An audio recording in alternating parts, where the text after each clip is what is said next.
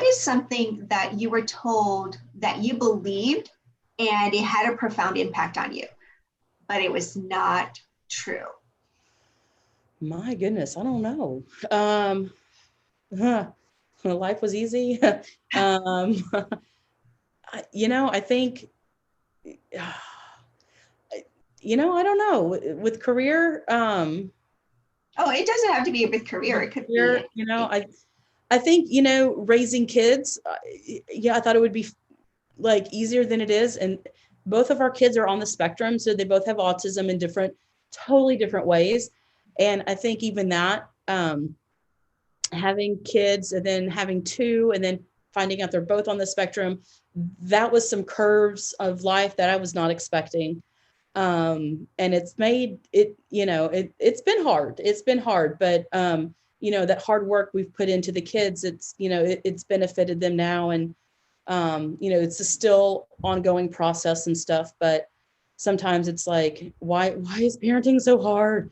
Because why is this baby such a tough baby to raise, that kind of stuff. Like, oh, my baby sleeps through the night. And then I'm like, mine can't handle dark rooms and loud noises and So I think parenting was much harder than I expected.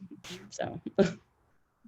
And that's surprising. And especially when they're younger, when they can't even tell you what is wrong or what they need, and you're doing the guessing game. Yeah. And you're a first time parent and you're like, this is normal for us, so it's tough.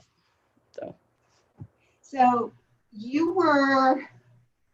were you already teaching when you had your first child? Yes, I started teaching about a year and a half before Catherine was born. Or 2 years before she was born. So yeah. And how was that? How did you handle that and everything? Well, again, like I remember coming home from school and having to take a nap and then freaking out like, okay, I've got this baby coming. How am I gonna come home and have mom duty when I can barely just wait for Colleen to get home from work to start dinner, or something, I've got to take my nap in the afternoon.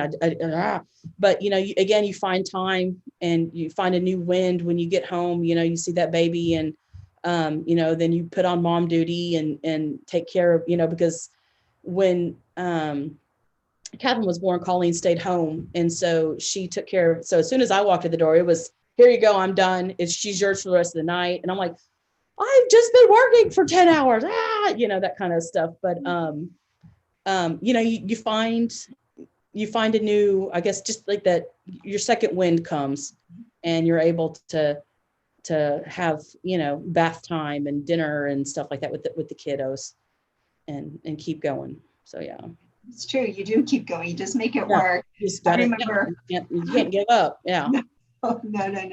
Well, and you worked for the line. The hours, the crazy hours that we would have working there. Yes, I remember working all day, coming, and then doing that second or even third shift of, okay, now I got to work now that I put the kids to bed. And yeah.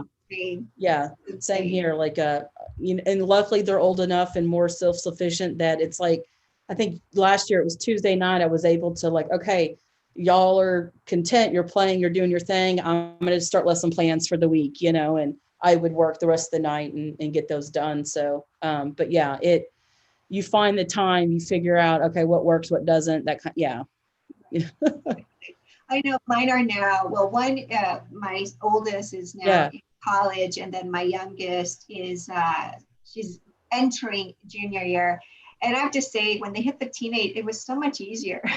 For me, it was so much easier because they're so much more self-sufficient. Yeah. And I'm hoping that is true. So. Well, mine were for sure, but I was like, oh, thank goodness. Yeah. Especially, I feel for all parents who had so much during the pandemic and just social distancing and all that. Because mine, like I said, I was just like, oh, my goodness. Yeah. All right. So what is something that you deeply yearn for that you're still on the journey to attain? Still on the journey. I feel like I'm still on the journey to become a good teacher. Really.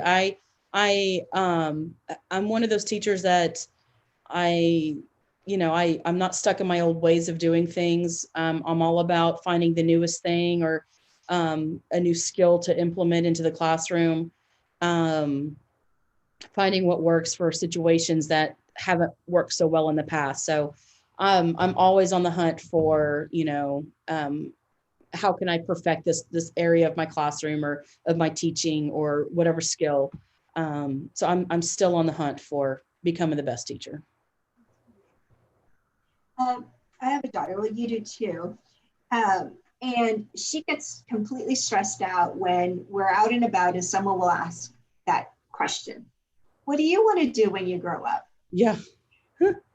What advice would you give either the one asking or the young ladies out there when they get that question asked and they have no clue? And they have no clue, because that's my daughter right now. She's just like, why are you asking me that? I'm only 12.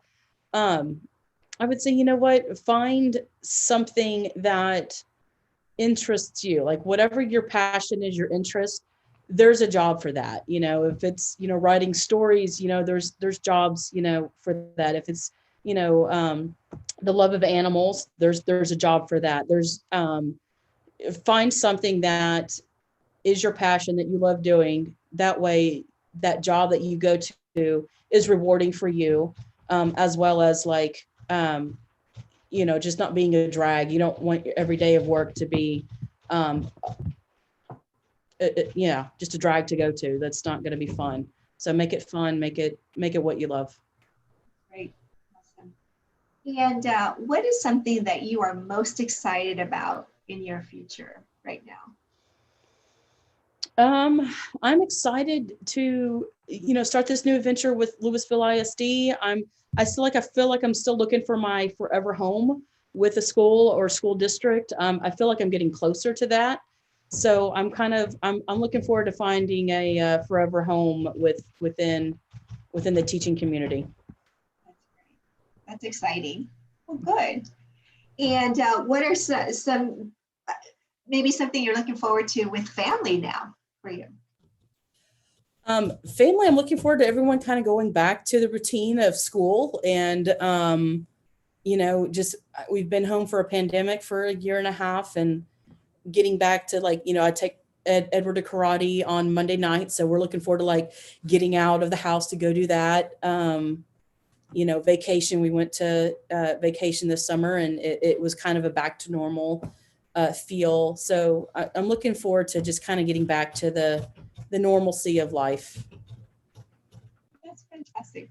Well, I really do appreciate you taking this time to share your career story of what's been going on through you and advice that you provided and also your challenges that you gave to us. So thank you so much for being part of this Inspiring Women interview series. So thank you. Thank you. Thank you. Yeah. It was a pleasure to hear Sarah's career journey. If you find yourself at a crossroads and need support to determine your next path, I invite you to get your career upgrade audit. I will provide you with a personalized and comprehensive report to help you getting clarity on where you are and where you want to go. Additional information below. Make sure to like and subscribe the channel.